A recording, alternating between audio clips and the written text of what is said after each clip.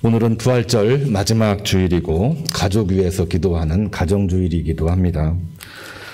부활의 열매로 온 가족이 충만하게 은혜 받으시고 승리하시기를 축원합니다. 가정이 살아나려면 다음 세대가 살아나야만 됩니다.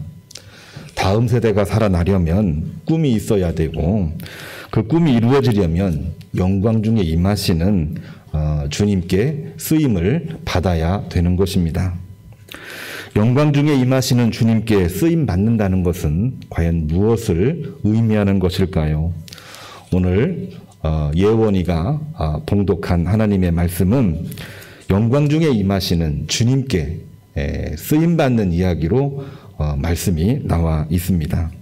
영광 중에 인자를 눈으로 보는 말씀이 있고요. 영광 중에 기도하는 말씀이고 영광 중에 결단하라고 하는 말씀이 오늘 새 본문에 나와 있습니다. 다니엘서 7장의 말씀은 작은 뿔에 큰 목소리에 4마리 짐승이 멸망당하고 그런 중에 영광 중에 임하시는 인자를 보는 다니엘 환상입니다. 하나님의 구원하심을 환상으로 보여주셨는데 다니엘이 그 내용을 보고 기록한 것이죠. 요한복음 17장은 영광의 길에서 다가올 고난 위에 기도하시고 중보하시는 주님의 기도가 오늘 말씀 속에 나와 있습니다. 고린도후서 5장에 나와 있는 말씀은 주님의 강권적인 사랑에 감사하면서 주님 영광을 위한 삶이 곧 오늘날 교회의 삶이요 성도의 삶이라고 하는 것을 편지하고 있는 사도 바울의 편지 내용입니다. 영광 중에 임하시는 주님을 우리가 바라보며 기도하고 그런 중에 승리하시는 5월 우리 가정의 달 교우님들 가정 모든 크리스찬 되기를 주님의 이름으로 축복합니다. 어떻게 하면 이 일이 이루어지는 것일까요? 첫 번째로는 하나님의 영광은 우리의 고난이지만 지금 현재부터 그 영광의 시작임을 우리는 꼭 기억을 해야만 되겠습니다. 말이 좀 길어서 어려움이 있는데요. 풀어서 이야기를 해보면 다니엘 7장에 나와 있는 말씀 영광 중에 인자를 본 순간 영광 중에 인자께서 임하시는 것을 본다는 것은 정말 빛나고 아름답고 남들이 부러워할 만한 그러한 순간입니다. 하나님의 영광을 보는데 그만큼 기쁘고 영광스러운 순간이 있을까요? 그런데 그것뿐만이 아니라 그것은 나라 잃고 유랑하는 바벨론 포로 고난 중에 본 계시이기도 했습니다. 우리는 영광을 잘 이야기하지만 영광 이면에 있는 고난을 함께 볼 수 있을 때에 그때 진짜 영광을 바라보는 것이 되는 것이죠. 요한복음 17장에 나와 있는 말씀도 주님이 아버지와 아들의 영광 위해서 기도하는데 제자들을 위해서 동시에 기도하고 있습니다. 장차 너희들에게 영광이 있을 터인데 그 영광 위에 고난받을 제자들을 위해서 기도하는 말씀이 오늘 5절까지만 읽었는데 11절까지 보게 되면은 그 내용이 더 상세하게 나와 있습니다. 고린도후서 5장에 나와 있는 말씀은 고린도 교회에 보낸 바울의 두 번째 편지죠. 새벽제단을 쌓을 때마다 고린도전서를 쭉 읽어왔는데 고린도 교회의 큰 문제는 사분 오열된 거였습니다. 베드로파, 바울파, 아볼로파, 세례 요한파. 나는 어느 파도 아닙니다. 예수님 파입니다. 예수님의 이름으로 파당을 이루었기 때문에 4개로 분열되어 있지만 오열되어 있습니다. 사분 오열된 거나 마찬가지죠. 뿐만이 아니라 율법주의의 핍박과 박해가 있었기 때문에 내홍이 많은 가운데에 외홍도 많았던 교회가 이 고린도 교회였거든요. 아가야 제국의 수도에 있는 거대한 교회이긴 했지만은 하루하루 시름을 앓고 있는 그러한 교회였습니다. 그 문제를 어떻게 해결할까? 해결 방법은 다른 거 아닙니다. 오직 주님 영광 위에 사는 것이 우리의 해결 방법입니다. 이렇게 편지했던 것이 오늘 고린도 후서에 나와 있는 내용입니다. 세 본문 모두 주님 영광을 이야기하고 있습니다. 우리도 주님 영광 위에 기도합시다. 주님 영광 위에 삽시다. 우리가 주님 영광 위해서 오늘 이렇게 모여서 예배드리는 거 아니겠습니까? 여러 번 이렇게 이야기를 하고 있는데 과연 주님 영광은 무엇을 의미하는 것일까요? 주님 영광은 그야말로 빛나고 아름답고 남들이 부러워할 만한 가장 아름다운 순간이기도 하지만 그 안에는 고난이 전제되어 있다는 사실을 우리는 꼭 기억을 해야만 되겠습니다. 세상적인 영광의 개념과는 달리 그 고난은 거룩한 고난을 의미하고 있는 것입니다. 거룩한 고난은 구별된 고난을 말하고 있는 것입니다. 특별히 오늘 읽은 요한복음 17장 4절에서 5절 말씀을 보면 아버지께서 내게 하라신 일을 내가 이루어 아버지를 이 세상에서 영화롭게 하였사오니 아버지여 창세전의 영화로서 지금도 아버지와 함께 나를 영화롭게 하옵소서. 주님께서 아버지 하나님께 기도하는 내용입니다. 그 기도 속의 내용을 보면은 영화롭게 해주십시오. 영광이라는 단어가 여러 번 나오고 있습니다. 그 영화롭게라고 하는 것은 주님의 임재를 말하고 있는 것인데 주님의 임재는 그 자체가 바로 십자가의 고난이셨습니다. 왜냐하면 높은 보좌에 계실 분이 낮고 천한 곳에 오시어서 우리를 살리시기 위해 자기 몸을 내어놓으시고 피를 쏟으셨기 때문에 그런 것입니다. 그렇기 때문에 우리는 주님의 영광을 보고 있지만 주님에게는 그것이 십자가의 고난을 의미하고 있는 것이고 동시에 우리가 하나님의 영광을 구한다는 그 이야기는 우리의 고난을 말하는 것이기도 한 것입니다. 1669년에 영국의 윌리엄 펜이라고 하는 분이 이런 이야기를 했습니다. 고난 없이 영광 없다. 우리가 많이 쓰고 있는 표현이기도 합니다. 영어로 하면은 No cross, no crown. No cross, 십자가 없이 no crown, 왕관이 없다는 얘기죠. 이 말씀을 인용을 해서 1924년 파리올림픽 금메달리스트이자 스코틀랜드 육상 선수였던 에릭 헨리 리덴이라고 하는 분은 이런 고백을 했습니다.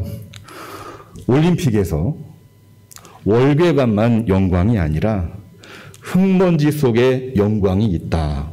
이런 표현을 했습니다. 어떻게 그러한 고백을 할 수가 있을까? 열심히 올림픽을 위해서 금메달을 위해서 노력을 했던 선수가 월계관만 영광이 있는 것이 아니라 월계관을 위해서 지금 흙먼지 속에 달리고 훈련하고 또 훈련하고 기다리고 기대하고 기도하는 그 마음을 가지는 그 순간에 바로 하나님의 영광이 있다는 표현을 하고 있는 것입니다. 영광 중에 고난이 있고 고난 중에 영광이 있기 때문에 그것은 미래의 고난만을 이야기하는 것이 아니라 과거, 현재, 미래 다 통합해서 하나님의 뜻이 이루어지는 때요. 바로 그러한 때를 우리는 카이로스의 시간이라고 이야기를 합니다. 크로노이컬은 크로노스, 과거, 현재, 미래를 나누고 있지만 카이로스는 하나님의 시간입니다. 하나님이 임하실 때에 내 뜻이 이루어지는 것이고 내가 하나님을 바라볼 때에 내 마음의 소원이 이루어지는 카이로스의 시간을 말하고 있는 것이고 그 시간에는 영광이 있고 동시에 고난이 존재하는 것입니다. 오늘날 우리에게 주님 영광이 임하시는 가장 영광스러운 시간은 언제일까요? 이론이 아니고 나에게 가장 영광스러운 시간이 언제일까요? 주님 영광 위에 고난을 감수하고 고난 중에 주님의 영광을 구했다면 그 시간이 과거이든 현재이든 미래이든 내가 교회에 있든 교회 밖에 있든 누구를 만나든 어디서 무엇을 하든지 간에 바로 그 순간이 가장 영광스러운 시간이 되는 것입니다. 왜냐하면 고난 중에 주님의 영광을 구한다면 아들이 세상에서 아버지를 영화롭게 하신 것처럼 아버지 뜻을 따라서 이 땅에서 복음을 전하고 생명을 살림으로 아버지께 영광을 구했다라고 한다면 아버지께서 아들을 영화롭게 하시기 때문입니다. 제 말이 어려운 게 아니고요. 이 성경에 나와 있는 예수님 말씀을 그대로 제가 지금 인용을 하고 있는 것입니다. 우리에게 고난과 어려움이 있을 때 하나님의 영광을 한 번만이라도 생각을 할 수 있다고 한다면 그는 진정 하나님을 영화롭게 하는 사람이요 하나님이 우리를 영화롭게 하신다고 하는 사실입니다. 5월 가정의 달이기도 하고 또한 오늘은 부활절 마지막 주일이기도 합니다. 부활의 열매를 위해서 우리가 기도해 봤습니다. 부활은 하나님께 영광이기도 하지만 그 부활에는 십자가를 빼놓을 수가 없는 것이지요. 가정의 달 그리고 부활절 마지막 주일에 우리 모든 크리스찬 가정에 하나님의 영광과 또한 고난을 통해서 받으실 하나님의 영광이 차고 넘치기를 주님의 이름으로 축복합니다. 두 번째로는 우리가 기도할 때 인자의 영광을 볼 수 있고 주님의 기도로 우리는 새로운 피조물로 거듭날 수 있다는 사실을 우리는 꼭 기억해야 되겠습니다. 주님 영광은 우리 고난을 전제하고 있기도 하지만 한 가지 우리가 꼭 기억해야 될 내용이 있습니다. 그건 다름이 아니라 우리가 그 순간에 기도하지 않으면 절대로 그 영광을 볼 수가 없다는 사실입니다. 고난의 순간에 우리가 기도하고 있나요? 기도하지 못할 때가 많습니다. 힘들어서 못하고 바빠서 못하고 너무 기분 좋아서 못하고 너무나도 마음이 유쾌해서 기도하지 못할 때가 많습니다. 사실은 힘드니까 기도해야 되고 바쁘니까 기도해야 되고 너무나도 기쁘니까 우리는 하나님 앞에 감사 기도를 해야 되는 것인데 모든 핑계거리, 모든 이야기거리마다 기도가 빠지는 거예요. 우리에게는 주님 영광이 임할 때에 모든 일거리마다 좋거나 그러지 않거나 고난 중이거나 그야말로 우리가 형통의 은혜를 누리고 있을 때에 하나님께 기도하지 못하면은 절대로 영광을 볼 수가 없습니다. 영광이 없으면 한순간에 모든 것을 얻었다고 할지라도 한순간에 다 없어질 수도 있는 것입니다. 오늘 말씀을 자세히 한번 보시기를 바랍니다. 다니엘 7장의 말씀을 보면 바벨론 마지막 왕 벨사살 왕이라고 얘기했습니다. 역사적으로 보게 되면은 바벨론 포로기 시대의 바벨론 제국은 이 세계사 명칭으로는 신바벨로니아입니다. 강성대국이긴 했지만은 강성대국이었던 것만큼 그 역사는 매우 짧습니다. 70년밖에 안 돼요. 오늘날 아무리 강한 제국도 오랜 시간을 버티지 못하고 몰락하는 것을 볼 수가 있는데 이 신바벨론 제국, 성경에서 유대민족을 그렇게 고통 주었던 바벨론 제국은요 70년도 안 돼서 금방 무너지고 맙니다. 마지막 왕이 벨사살 왕인데 그 제국이 무너지는 이야기를 다니엘에게 환상으로 보여주시고 있는 내용이거든요. 어떤 내용이냐? 오늘 읽었습니다. 인자 같은 이가 작은 뿔에 큰 목소리로 네 마리 짐승을 멸하고 있는 환상을 보았지만은 그 환상 속에 기쁨과 고난과 또 감동이 있긴 합니다만은 그 이면에 있는 우리는 다니엘의 이 기도하는 모습을 우리는 꼭 기억을 해야만 됩니다. 다니엘은 오늘날 흔히 다니엘의 기도가 우리에게 이제 알려져 있기도 하지만은 메대 제국, 파사 제국, 바벨론 제국에 있을 때에 그 힘들고 어려운 격동기에 하나님 앞에 기도하는 인물이었습니다. 기도했다는 것만으로 목숨을 잃을 뻔하기도 했지만 그러나 그 권력이 무서운 것이 아니라 하나님이 더 두려웠기 때문에 하나님께 기도하는 것을 멈추지 않았던 인물이 바로 다니엘의 기도였습니다.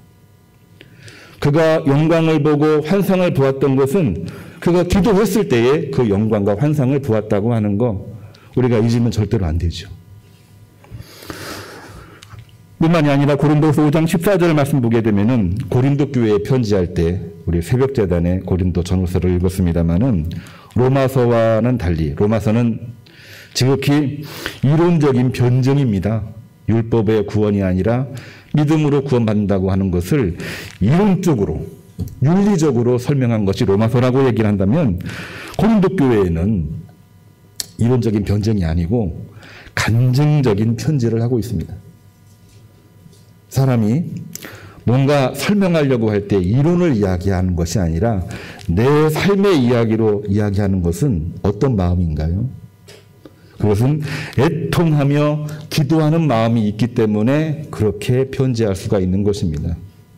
고린도전서 후서는 애통하면서 기도하는 가운데 편지했던 내용이기 때문에 그 기도는 그야말로 기도 중에 이루어진 하나님의 말씀이라고 하는 것입니다. 요한복음 17장 1절에 남아있는 말씀도 주님께서 기도하시는 내용입니다.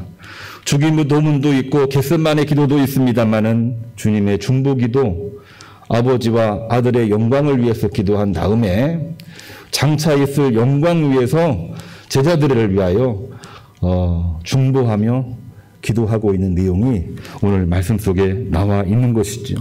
아버지여 때가 이르렀사오니 아들을 영화롭게 하사 아들로 아버지를 영화롭게 하옵소서. 6절 7절 이하를 보게 되면 그들을 위하여서 기도하오니 하나님 이들에게 복을 허락하여 주옵소서.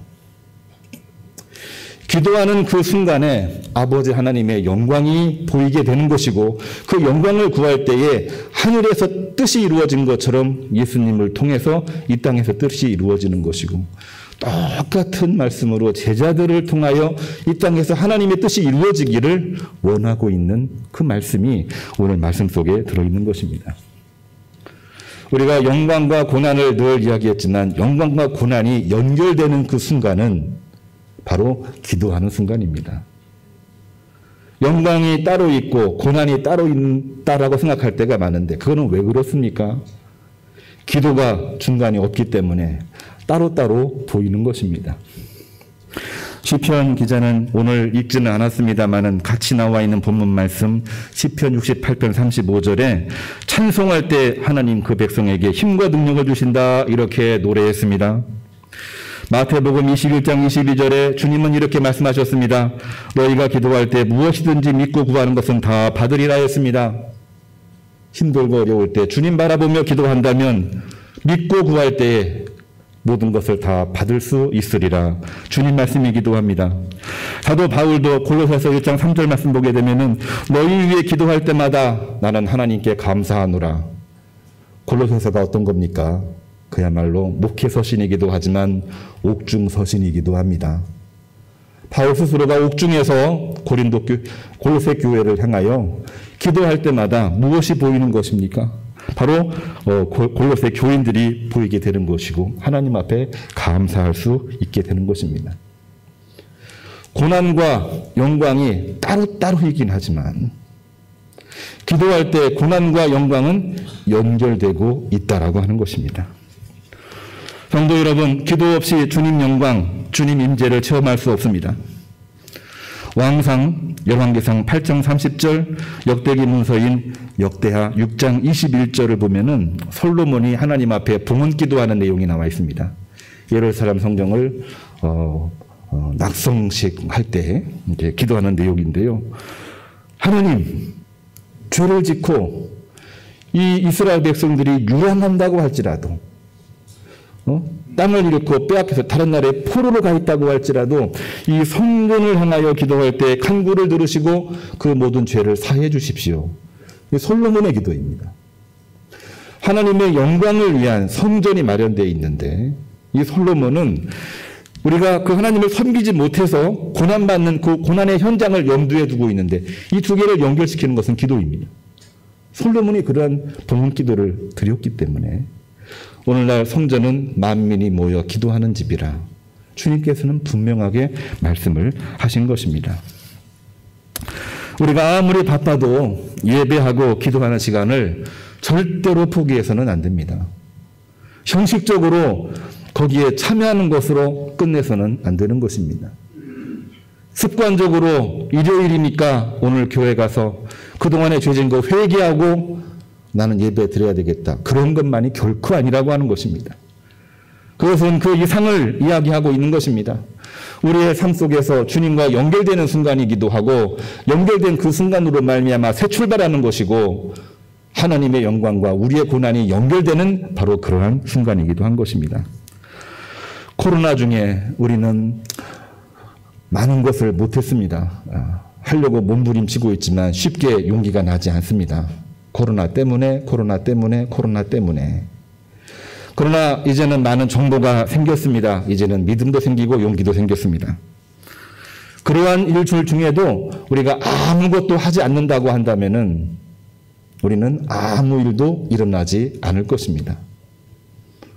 코로나이기 때문에 우리는 더더욱 주님을 찾아야 되고 기도해야 되고, 코로나 중에 우리의 고난과 고통이 더 깊어진다고 할지라도 깊어지기 때문에 우리는 하나님을 찾으며 부르짖어야 되는 것이고, 그러할 때에 하나님의 영광이 드러나고 우리의 고난 중에 하나님의 영광으로 고난의 문제가 해결될 수밖에 없는 것입니다. 아무리 힘들어도 주님을 향한 봉헌도 빼뜨리면 안 됩니다. 욥은 자기 아들들의 이름을 일일이 기록을 하면서 하나님께 봉헌했다 했습니다. 하나님 앞에 내 자신을 드린다고 하는 것은 힘들고 어려운 중에 자신을 드리는 것입니다. 있어서 많이 있기 때문에 많이 드리는 것이 좋다 이런 생각을 가질 수도 있겠지만은 그 의미를 훨씬 더 뛰어넘습니다. 특별히 드리기 참으로 어려운 때에 하나님 앞에 내 마음을 드리는 그 봉헌은 하나님께서 기뻐 받으시고 그 안에 영광과 고난이 연결될 수밖에 없는 것입니다. 우리는 가끔씩 고난 없이 영광만을 생각할 때가 많습니다. 아니, 제발 고난 없이 영광만 있으면 좋겠다. 그냥 우리들 마음이죠. 마음이죠. 이해가 되기도 하고 저도 가끔 그런 생각을 해보게 됩니다. 그런데 인자의 영광은 짐승의 멸망이기도 하지만 그것이 고난을 동반하는 그 이유를 우리는 분명하게 알아야 됩니다. 말이 좀 어렵나요? 이 영광 속에는 반드시 짐승의 멸망이 있습니다. 원수, 어둠의 권세, 흑암의 권세의 멸망이 있습니다. 환상 속에 나와 있고요. 예수님을 통해서 사망 권세 무너졌고요. 또한 복음을 증거하는 가운데에 복음이 온 누리에 퍼지면서 어둠의 세력들이 물러나고 있는 것입니다. 분명한 사실이죠. 그런데 그 가운데에는 고난이 동반되어 있다는 사실을 우리는 꼭 기억을 해야만 됩니다.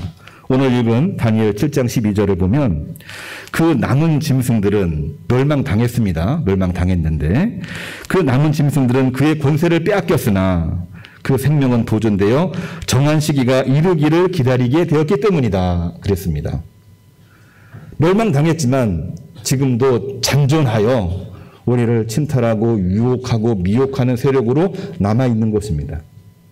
그렇기 때문에 우리는 기도하지 아니하고는 그거를 이겨낼 수가 없는 것이지요.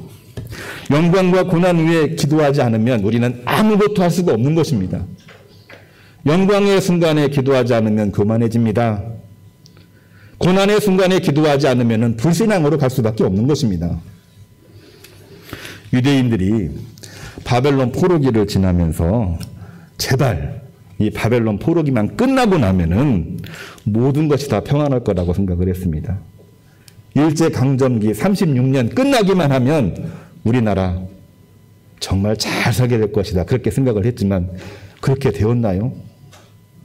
결코 그렇게 되지를 못했습니다. 영광과 고난 위에 기도하지를 못했습니다. 무엇에 취해서? 기쁨에 취해서. 그리고 삶이 너무 어렵다 보니까 어렵다는 이유를 가지고 하나님 섬기는 일을 등한시했습니다. 결국에는 그 사이에 있는 골깊은 갈등의 문제, 유대인과 사마리아인의 갈등의 문제를 해결하지 못하고 옛날 솔로몬 이후에 여로보암, 르호보암으로 남북이 분단이 되었듯이 포로기 이후에 유대인과 사마리아인 간의 남북 분단이 반복되게 된 것입니다. 하나가 되어도 문제 해결하는데 많은 어려움이 있을 텐데 남과 북으로 분단이 되어서 무엇을 할 수 있다는 말입니까? 아무것도 할 수가 없는 거지요. 그 이유는 뭡니까? 기도하지 않았기 때문입니다. 기도하지 않았기 때문에 아무 일도 일어나지 않았고 오히려 기도하지 않는 그 이유 때문에 그 이후에 남아있는 세 마리 짐승이 있지요. 그 짐승이 상징하고 있는 파사 제국, 페르시아 제국, 오늘날 이란입니다. 그 뒤에 나오는 헬라 제국, 그리스입니다. 알렉산더 제국. 그 뒤에 나오는 로마 제국이 있습니다. 옥타비아누스. 이 네 마리 짐승에 의해서 핥히고 빼앗기고 결국에는 신약과 구약의 중간의 역사가 기록이 안 돼 있는데 기록이 안 된 이야기는 어둠의 역사이기 때문에 그렇습니다. 흑역사입니다. 아무런 비전도 없는 것이죠. 하나님의 영광을 보았지만 기도하지 않았기 때문에 그들에게 주어졌던 것은 그야말로 흑역사에 밖에 남지 않았던 것입니다. 오늘날 우리도 그렇습니다. 성경에 바벨론 포로기 시대가 있다라고 한다면은 오늘날 우리 시대는 코로나 포로 시대가 아닐까요? 코로나 포로 시대이죠. 코로나 때문에 아무것도 할 수 없다는 겁니다. 영광도 보이지 않고 그 가운데 감당해야 될 고난도 보이지 않고 그러는 가운데 기도가 빠져버리면 영광이 임했으나 고난 문제는 해결이 안 될 것이고 기도가 없으니 더 이상의 발전이 있고 아무 일도 일어나지 않는 거지요. 아무 일도 일어나지 않는 것만으로 끝난다라고 한다면 다행입니다만은 이 유대민족이 남북으로 분단해서 어둠의 역사로 들어가게 된 블랙홀이죠. 그 역사가 우리에게 반복되지 않을까요? 코로나 포로 시대에 살아남은 변이 바이러스에 의해서 오히려 휘둘려 흑역사 블랙홀에 빠지진 않을까요? 우리는 지금 할 수 없는 그러한 시대이긴 합니다만 그러한 가운데에도 예배하고 기도하고 만날 수 없지만은 온라인으로 오프라인으로 교제하고 교류하고 축복하고 중보하는 마음을 가지고 모일 때에 그 가운데서 우리가 해야 될 일을 찾을 때에 지금 이 고난 중에서 하나님의 영광이 드러나게 되는 것이고 코로나 이후에 하나님은 영광스럽게 우리를 크게 쓰시는 리더로 우리를 세우신다라고 하는 것입니다. 교회가 뭡니까? 세상의 뒤를 따라가는 게 교회입니까? 그렇지는 않지요. 세상은 어둠 속으로 가고 있으나 그 세상에서 교회를 부르신 것은 교회를 향한 세상을 향한 교회의 책임을 다하라는 얘기입니다. 높은 보좌에서 아들을 내어 보내주셨듯이 우리로 하여금 교회와 성도로서 세상을 살리라고 하는 그러한 메시지를 우리에게 주고 있는 것입니다. 어둠의 역사가 지났습니다. 그리고 주님께서 오실 거라고 하는 메시아 사상이 있었습니다. 흑암 중에 이 땅에 오신 주님은 이 땅에 오시자마자 무엇을 위해서 말씀하시고 기도하셨냐면은 장차올 영광과 고난 위에 기도하라 하셨습니다. 누구를 향하여? 제자들을 향하여. 영광도 오지만 동시에 고난도 올 것인데 고난과 영광이 연결되려면 기도하는 것 외에는 그 어떤 것도 없다는 말씀이지요. 제자 위에 중보 기도하셨고 또한 사도 바울도 디모데후서 4장 5절에서 디모데에게 이렇게 권면하고 있습니다. 모든 일에 신중하고 경거망동 말고 무리 잡지도 말고 가볍게 하지도 말고 신중하게 고난을 받으며 선한 싸움을 싸우라. 의의 면류관이 예비되어 있느니라. 에베소에서 목회하고 있는 디모데에게 사도 바울이 엄하게 명령하고 있는 내용이 바로 그러한 내용입니다. 고난과 영광이 연결되기 위해서. 요한복음 17장 3절은 주님께서 이렇게 말씀하고 계십니다. 하나님과 그가 보내신 자 예수님을 아는 것이 영생이요. 또한 사도 바울은 고린도서 5장 15절에 주님 영광 위에서 사는 것이 성도의 삶이라고 이야기했습니다. 성도 여러분, 오늘 제목으로 돌아갑니다. 영광의 길은 과연 무엇일까요? 장차 닥쳐올 고난 위에 지금 현재 기도하는 것으로 시작되는 것입니다. 오늘 제목이 뭔가요? 영광의 길은 언제부터요? 지금부터입니다. 지금부터. 예배에서부터. 예배에서 기도하고 모여서 축복하고 나가서 복음을 전하고 그러는 가운데 이 세계는 어둠 속에 있지만 하나씩 어둠이 물러가고 하나씩 소금의 맛을 내기 시작하는 것입니다. 오늘 또 그리스도 안에서 새로운 피조물 된 우리 모든 성도들 주님의 이름으로 일어서고 주님의 이름으로 빛을 발하고 주님의 이름으로 30배, 60배, 100배의 결실이 넘치기를 주님의 이름으로 축복합니다. 기도하겠습니다. 하나님 참으로 감사를 드립니다. 영광의 길은 지금 현재 기도하는 순간부터 시작되는 것임을 오늘 말씀을 통해서 보았나이다. 이 말씀을 가지고 오늘 성전을 나갑니다. 교회에서, 가정에서, 일터에서, 삶의 현장에서 승리하게 하시옵소서. 예수님의 이름으로 기도합니다. 아멘.